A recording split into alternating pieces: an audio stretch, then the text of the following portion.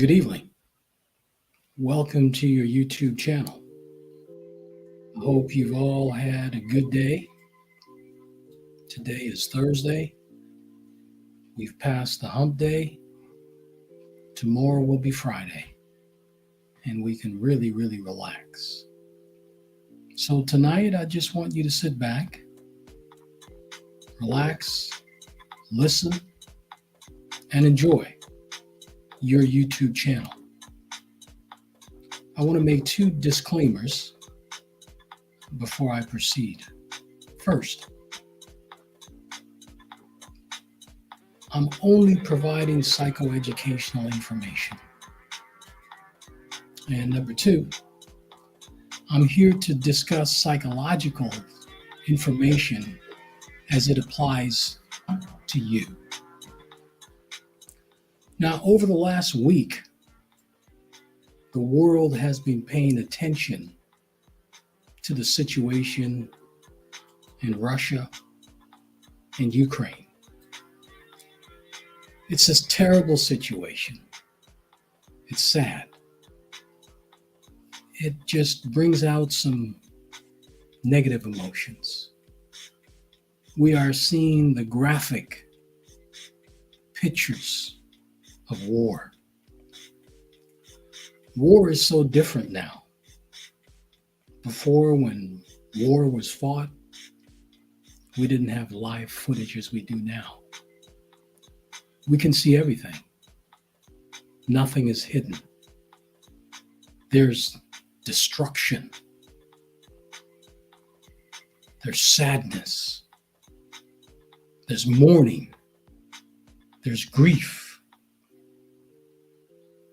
So yes, over the last week, the world has been focused on the situation between Russia and Ukraine. Our hearts are going out. Ukraine is being attacked. The country's being invaded by President Putin and the Russian army. I've been getting emails, text messages, phone calls from friends, family, patients, and they're all asking me this question. Do you think there will be another world war? Do you think we're on the brink of World War III? And it is a question to really contemplate. Because with what we're seeing and the escalation of troops to Ukraine, it looks like something significant is about to happen. We've all heard about the 40-mile convoy of Russian soldiers approaching Ukraine. People are anxious. They're nervous. They're worried. There's tremendous consternation. There's trepidation that's growing exceedingly. Back in the 70s, Edwin Starr sang a song called War.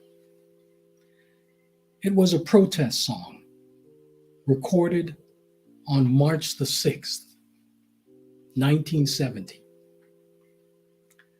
And that song hit number 1 on the Billboard charts. He asked this question in his song: war, what is it good for? And then he gave his response: absolutely nothing. Here's a few more quotes from that song. War, it ain't nothing but a heartache. The thought of war, he said, blows my mind. War, it's only got one friend, and that's the Undertaker. The words in this song seem prophetic in light of what's going on in Ukraine. I spoke to a friend of mine yesterday. He lives in Europe, and he was talking about his family in Ukraine, and he has family in Russia. And he told me that his friend, when he went to the bank, all he was allowed to take out was $20. That's all he could take out, nothing more, which could barely buy him and his family food. I was just really, really heartbroken to hear that. Just imagine you're reduced to $20 of your own money, which can barely support and buy food on the table for your family. He told me that he heard that President Putin was in Siberia, in a bunker. And he also said that what is going on right now in terms of the television programming was pre-recorded 5 or 6 months ago concerning Putin. So we're hearing so much. Tonight I'm going to talk about the psychological effects of war. From the very beginning of time, men and countries have been fighting wars. In the Bible, we see the war between the Egyptians and the Israelites, between the Philistines and the Israelites. The Bible is full of stories with war. We see the Babylonians fighting wars. So war has been with us from the very beginning of time. Why are we so quick to engage in war? I believe that one of the most important reasons for war is to defeat the enemy. But war has multiple functions, both material and psychological. So here are some of the material functions of war. 1, to gain territory. Right now, with this war between Russia and Ukraine, Vladimir Putin wants to take control of the Ukraine territory. He wants to bring that territory into Russian rule. So that's one of the most important functions for the material functions of war, is to gain territory, to gain that control. The other function is to accumulate wealth. Obviously, Ukraine is a country that is full of natural resources: oil, gas, silver. Once again, it's to gain wealth, to accumulate that, to amass wealth, and make no bones about it. Vladimir Putin is one of the most richest men in the world. Multi-billionaire. People have no idea of the vast amount of wealth that he has accumulated. Another function of war is to rid territory of an ethnic or religious rival. In Ukraine, there's a huge population of Jewish people. Over 200,000 Jews live in Ukraine. Putin is angry that The Ukrainian country is not under Russian rule, and their ethnicity is different. So he wants to amalgamate the two countries for Russian domination.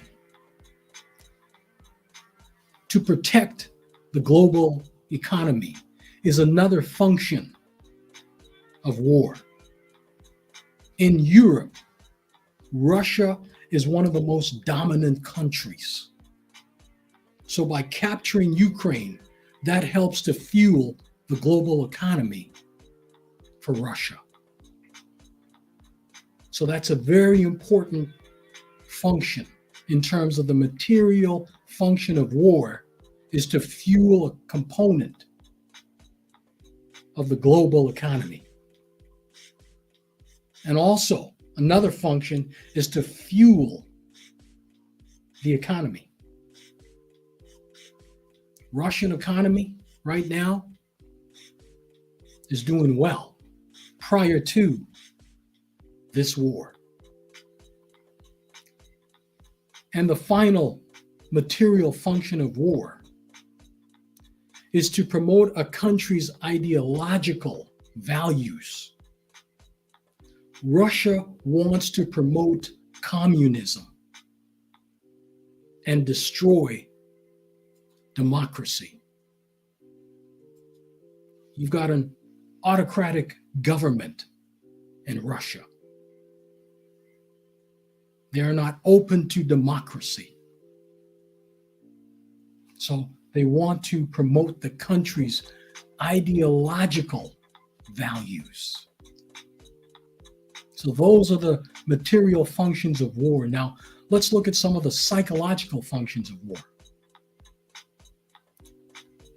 War provides meaning.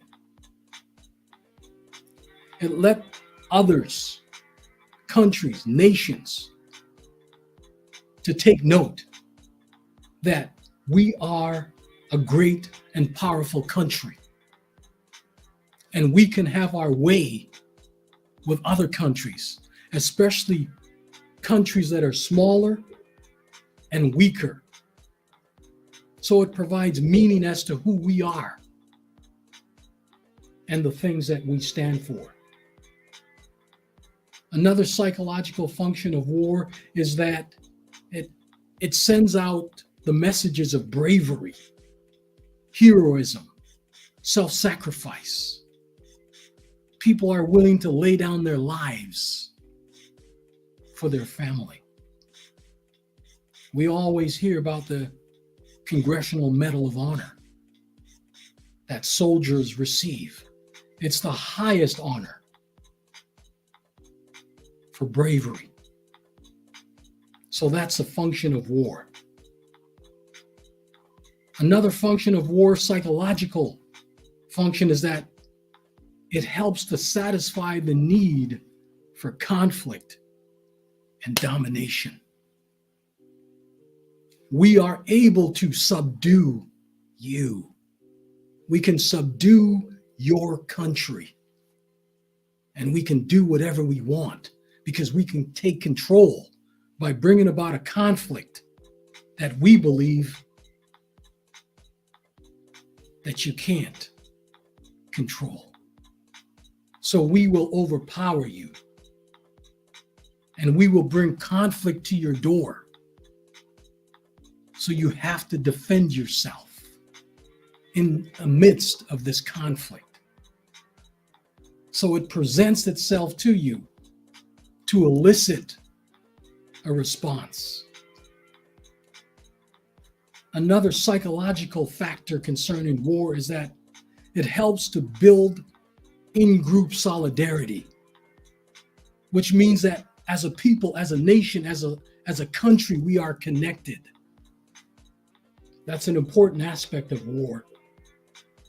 With this war in Ukraine, there's now a greater sense of community and group solidarity, because now Ukraine is fighting back with tremendous resolve that the Russians didn't anticipate. So a psychological factor of war is that it brings about in-group solidarity. We are standing together. We are united in this pursuit of defending our country at whatever cost. So it helps to build that in-group solidarity. Another function of war is that it helps the people, the nation, the country, and the world, in many instances, to rally around a leader. Someone said that leaders are made in times of crisis. I admire President Zelensky thus far in terms of how he has conducted himself. President Zelensky chose to remain with his people to work through the situation and defend his country that he loves, even when he was offered an option to leave. He said, "The fight is here." And he needed ammunition and not a ride, not a plane ticket out of his own country. That's a courageous man, because President Zelensky knows that he is the number one target to be taken out. But he didn't run, he didn't flee like some leaders do. Now, here are some of the psychological effects, the costs of war. A huge psychological cost of war is most readily observable and measurable at the individual level. And here's what I mean by that. Fatalities, dead bodies, strewn everywhere. Women, children, babies, young people, and the elderly. The human cost of war is huge. We can never calculate or estimate the human cost of war and the loss of human potential. We are seeing people fleeing their homes, their country, and leaving loved ones, prized possessions behind. They're hauling suitcases and carrying plastic bags with their life possessions, and leaving so much behind and not knowing what the future holds for them. So war, the psychological effect, is death. It's pain. It's suffering. We see images on TV of people who are visibly distraught, who are afraid. They're angry. They're confused and feeling hopeless. And when you're feeling hopeless, that can lead to suicide. So that is a significant psychological effect, where you're seeing people dying, people on the ground. They can't help themselves. Another factor is the injuries. People with missing limbs and body parts completely dismembered. Seeing those images that are etched in your mind.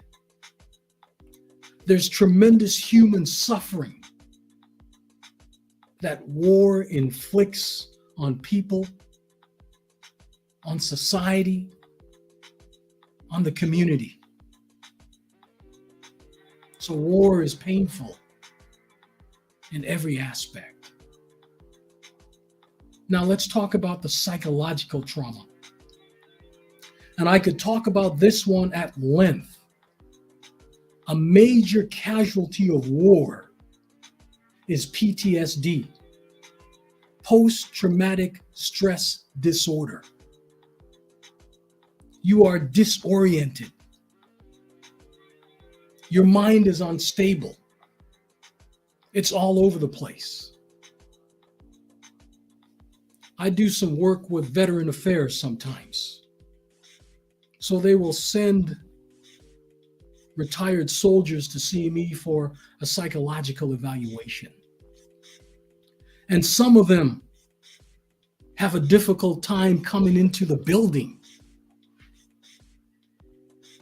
because it brings back memories of when they went into a building and something unexpected happened. Maybe there was an explosion. So these people who come to see me, who are struggling with PTSD, someone has to bring them. They pretty much have to hold their hand.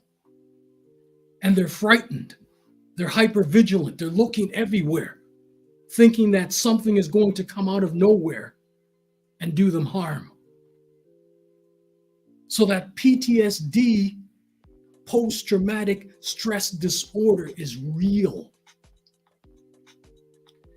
And it comes from an extremely distressing event that involved actual or perceived death or threat to your life. Your mind is locked and stuck in a war zone mentality. Your mind is full with images, negativity, and devastation of what has taken place. The slightest sound you hear, you're jumping, you're startling. It's difficult to sit still. When I observe the individuals who come to my office that are struggling with that PTSD, I see all kinds of what we call psychomotor agitation, which is hand shaking, foot shaking, head twitching. A very difficult time to sit still. The slightest sound, they're worried. They're wondering, is someone coming after me? I've got to defend myself. And once again, they're always exhibiting startled responses. You are reliving various aspects of the war as if it's taking place right now. You can't sleep at night. You can't focus your mind on anything. You're just struggling in so many different ways. You've got hypersomnia. You're sleeping throughout the day when you really should be sleeping at night. And there's hypervigilance. So your sleep pattern is disturbed. And we know that when someone is not sleeping well at night, it's going to cause mental health issues. So this PTSD is real. People are waking up in a sweat.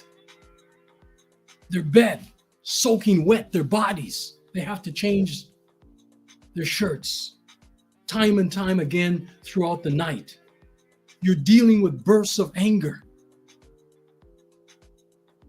There's bouts of depression, significant anxiety, and bipolarity. 1 minute your mood is up, next minute it's on the floor. PTSD fuels domestic violence. It tears apart relationships. And there's IPV, intimate partner violence.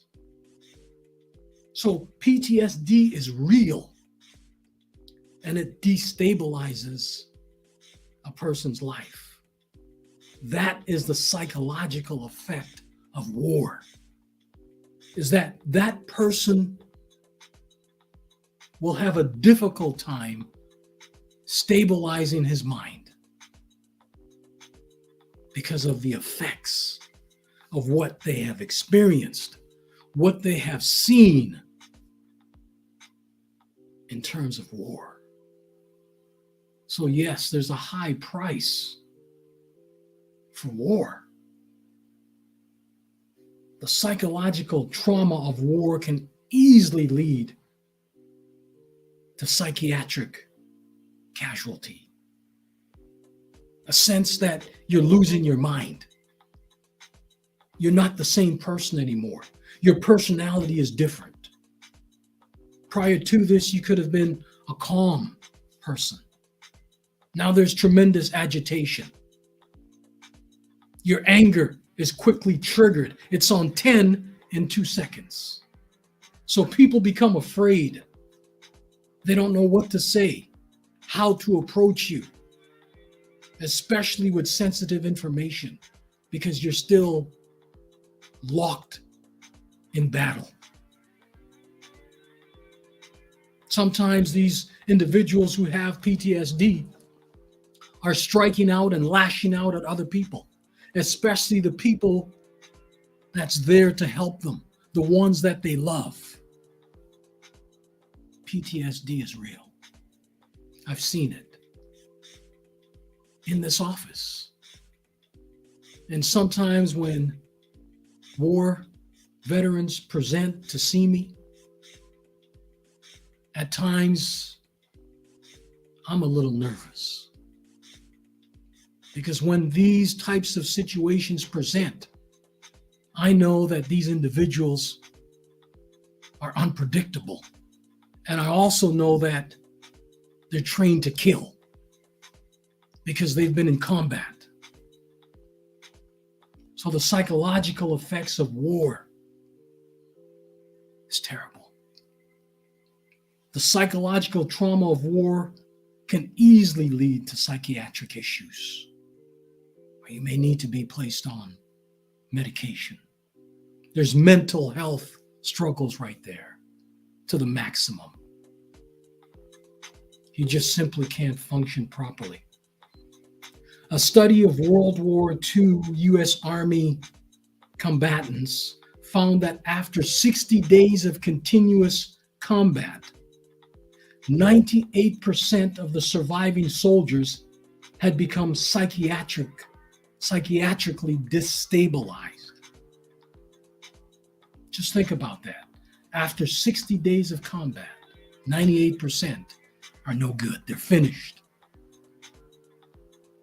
So what's happening in Ukraine, in Russia, there's going to be some psychological effects of that may be irreparable in terms of the damage that it has done. There is a psychological cost of war that's borne by the survivors of combat. Survivors of combat struggle with what we call survivor's guilt. They are full of remorse. They're crying all the time. There's tremendous emotionality.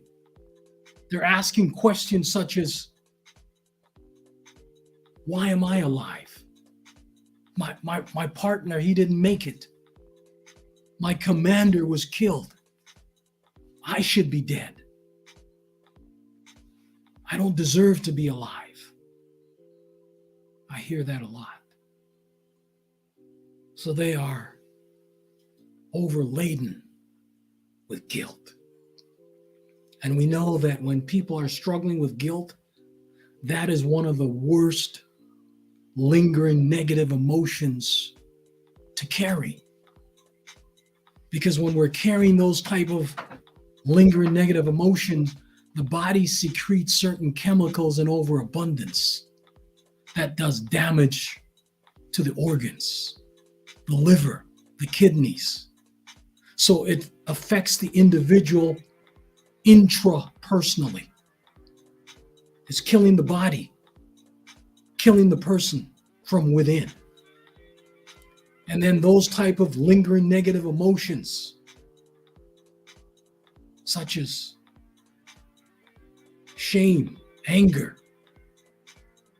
it affects our interpersonal relationships with others, meaning that it makes it very hard to have a positive relationship with someone. Survivors' grief is real, and it plagues many soldiers for days, months, years after the war has ceased.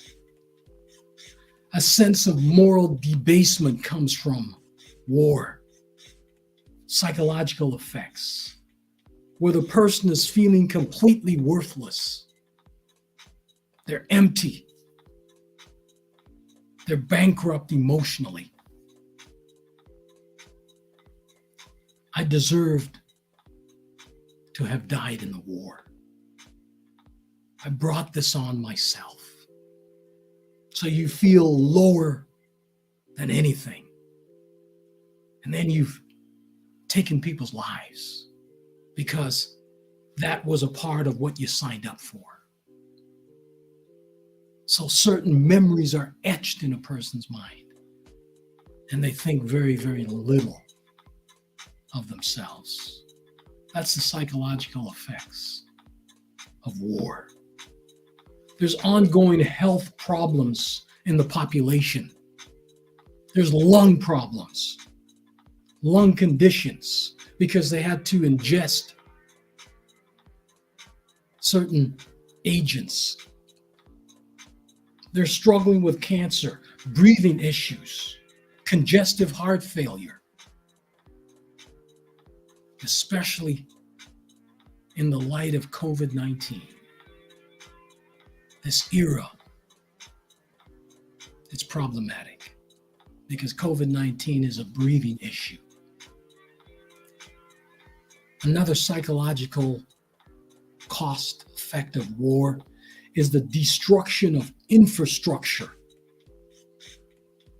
Libraries, museums, schools, universities, churches, centers of learning. That's a negative effect of war. Because certain infrastructure, it takes years to build back better or build back stronger. And the cost of that building is insurmountable. And when your economy has been decimated, rebuilding takes years. It takes a long, long time. Another psychological cost effect of war is that it plants seed for future conflict. It's easy to look at Russians or Ukrainians as being evil people, as being terrible. We had to fight this war against them. We didn't have a choice. The psychological effects of war is real. Complete devastation. It tears down the person emotionally and physically. And in many cases, that person will never be the same. War adversely affects combatants and non-combatants alike, both physically and emotionally. Death, injury, sexual violence, malnutrition, illness, pillaging, and disability are some of the most threatening physical consequences of war. While PTSD, depression, anxiety are some of the major emotional effects of war. The terror, the displacement, and horror spread by the violence of war disrupts people's lives and severs relationships and families, leaving individuals and communities emotionally distressed. In Ukraine right now, we're seeing that the wives and children are being let out of the country. And the men, starting at 18 years of age, Some say they may change that to 16 years of age, have to be engaged in war. So families may never see each other again. Saying goodbye. They're clutching each other. Tremendous turmoil. It's a devastating picture. But that is the reality of war. War. What is it good for? Edwin Starr said, absolutely nothing. There's a stark contrast between President Putin and President Zelensky. President Putin appears emotionless, stone-faced, and detached.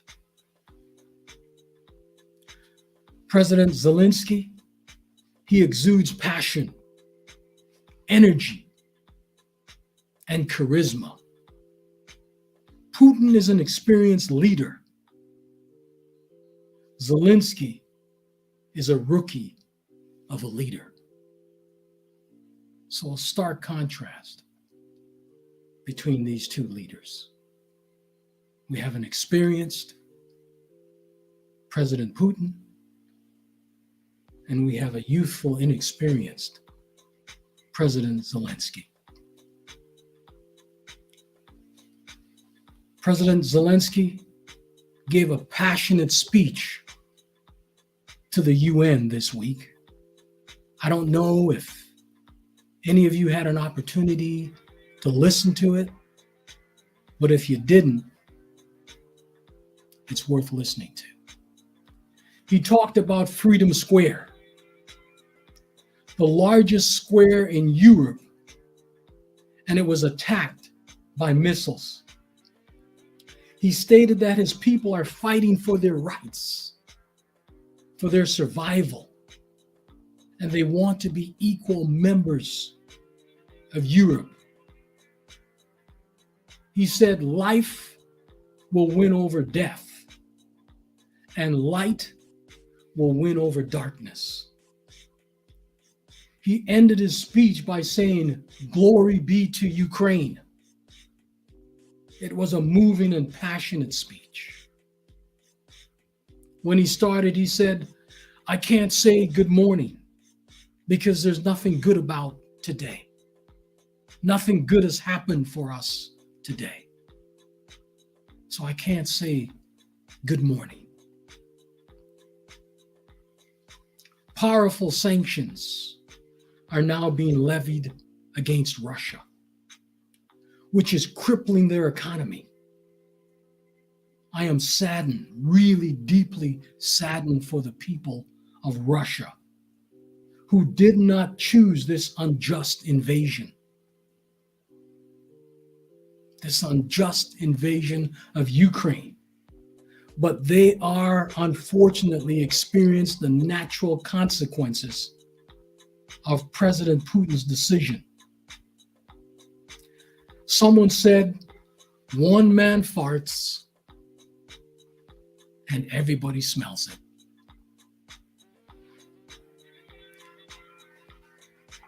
It's an unconscionable situation in Ukraine. War has been brought to their door. So they have no choice but to defend themselves. I want to conclude with a story. It's one of my favorite biblical stories. And it comes out of the book of 1 Samuel, chapter 17. It's the story of David and Goliath. What's going on with Russia and Ukraine is a microcosm of that great biblical story.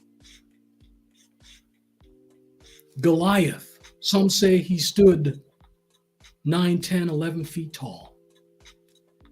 He was a fighting man from his youth. David didn't have any experience as a soldier.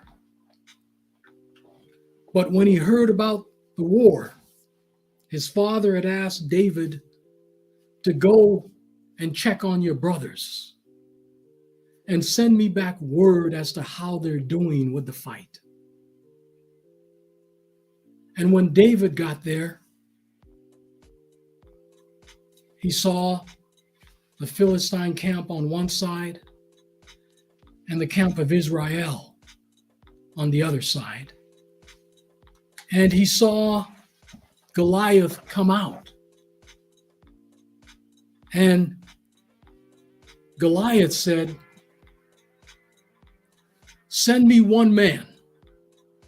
Let him and I fight. And if I beat him, you will become our slaves. But if your man beats me, we will become your slaves." What God's word said, when Goliath uttered those words, the Israelites were afraid, and no one dared accept his challenge. So when David heard what was going on, he went to King Saul and said, "Listen, let me fight him. I can take care of him." And Saul said, "You're just a youth." But David said, "I want you to know this, King Saul.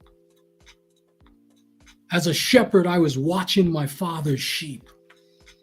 And when a bear and a lion came to snatch those sheep, I dealt with them.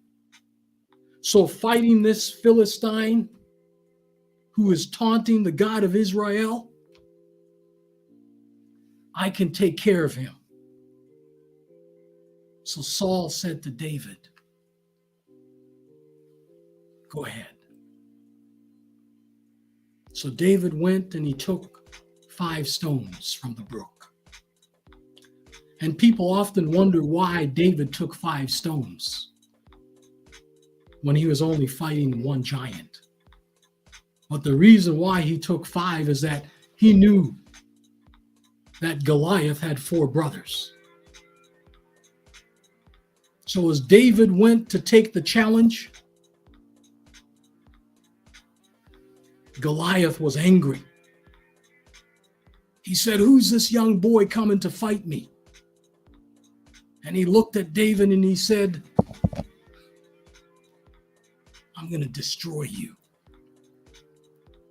And the Bible says that David was young and ruddy and handsome. So as David was running towards Goliath, he took out a stone. And as he hurled that stone, God took over and carried that stone. And it hit Goliath right here in what we call the hypothesis. And Goliath fell first down to the ground. And David ran over and cut off his head. Why is that story so important? Here are the implications of that story.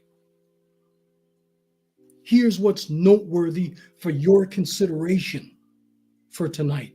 Number 1, when you hook your needs to God's glory, you can confront giants in your life. Nothing becomes unstoppable for you once you hook your needs to God's glory. Number 2, God defends those who have faith in him. So no matter what you're going through tonight, don't lose your faith in your God, because you and I never know what God is doing behind the scenes for you and me. Number 3, God doesn't need too many people to gain the victory, because he likes it when things look impossible, so that he alone gets the glory, because we know that we didn't do it by ourselves. It was only God. Number 4, remember that when the deck is stacked against you, God is the equalizer. David knew that. And remember, David ran to the Philistine giant.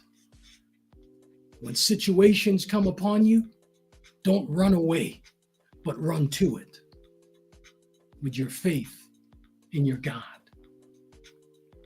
In conclusion, Psalms 122 verse 7 says, "Pray for the peace of Jerusalem.